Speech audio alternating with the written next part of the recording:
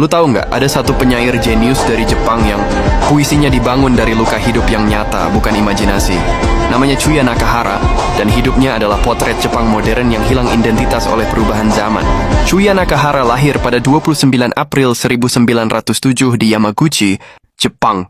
Ayahnya seorang dokter militer Angkatan Darat Jepang yang disiplin dan sangat percaya pada sistem. Dari luar, keluarganya terlihat ideal. Kelas menengah terhormat, pendidikan bagus, masa depan jelas. Tapi dari kecil, Chuya sudah terasa tidak cocok dengan dunia yang rapi itu. Ia sangat sensitif, emosional, mudah tersinggung, dan punya imajinasi yang jauh melampaui anak seusianya. Masa kecil Chuya berubah drastis saat adik laki-lakinya wafat. Peristiwa itu membuatnya sedih. Dan sejak saat itu ia mulai menunjukkan perilaku. Ia menolak sekolah formal, sering kabur, dan makin masuk ke dalam dunia bacaan.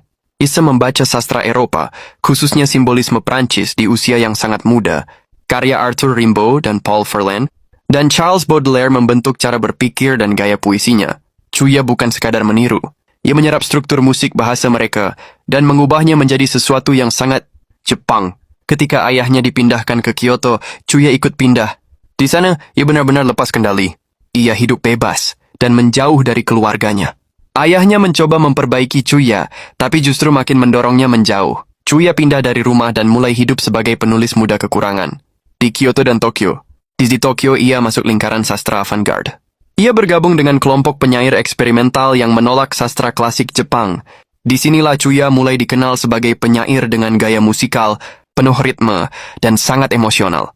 Puisinya berbeda, bukan tentang alam yang indah atau moralitas, tapi tentang tubuh yang kesepian kota dan kehancuran batin. Pada periode inilah ia bertemu Osamu Dazai. Hubungan mereka kompleks dan beracun. Dazai melihat Chuya sebagai jenius alami, seseorang yang menulis dengan insting, bukan kalkulasi, tapi Chuya melihat Dazai sebagai orang licik, manipulatif, dan dingin. Ketegangan mereka makin parah.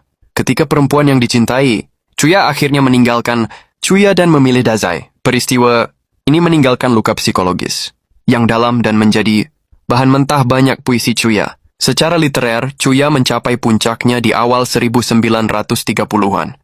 Puisinya dikenal karena ritme musikal yang kuat, pengaruh lagu rakyat, dan bahasa yang sederhana tapi menghantam.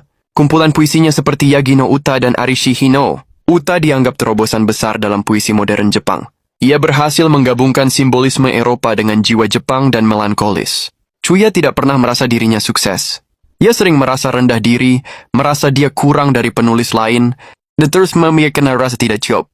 Secara keuangan, hidupnya juga kekurangan. Ia saking terlanis dan hidup tidak teratur. Pada tahun 1937, di usia 30 tahun,